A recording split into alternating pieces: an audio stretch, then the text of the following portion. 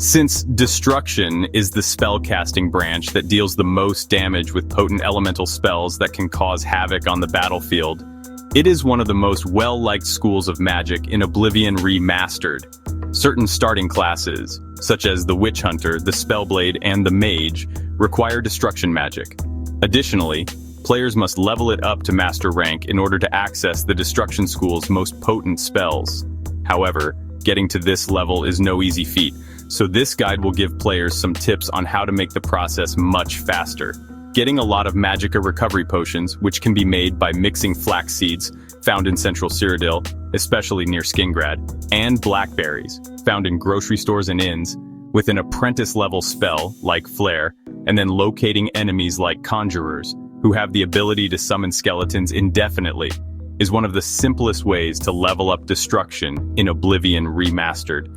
The Flare spell uses a lot of Magicka and gives a lot of experience each time it hits a valid target, and skeletons are a good way to practice targets because they are relatively easy to defeat.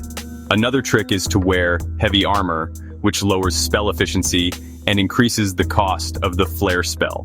Additionally, this will increase the amount of experience earned because the game treats the Magicka used in each spell as experience value. If players choose Destruction as one of their starting skills, either through a custom class or one of the many spellcasting classes available, the effects of the major skill will be doubled.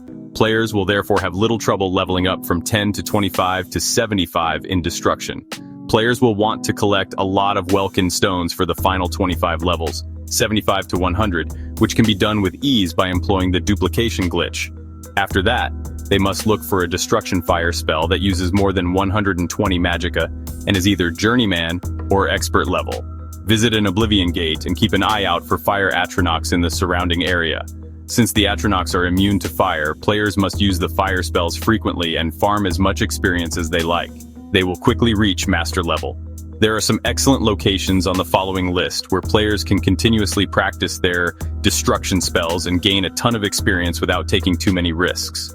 Fort Caractacus is situated on Lake Rumare's northern shore. It contains a number of conjurer enemies, but be wary of the invisible rats and wolves that are a part of the quest for zero visibility. As long as players remember that Scamps and Fire Atronachs are the best targets for endless farming because they resist fire, any Oblivion Gate will work. When players finish the Mages Guild recommendation quest, they can easily identify one north of Skingrad. On the road between Cheydinhal and the Imperial City is the Ayleid ruin known as Belda. It features a number of conjurer enemies that call forth skeletons and scamps, excellent for farming from journeyman to expert.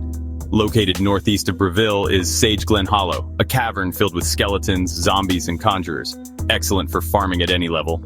Thanks for watching. Be sure to like, share, comment, subscribe, and don't forget to turn that notification bell on to get all future updates.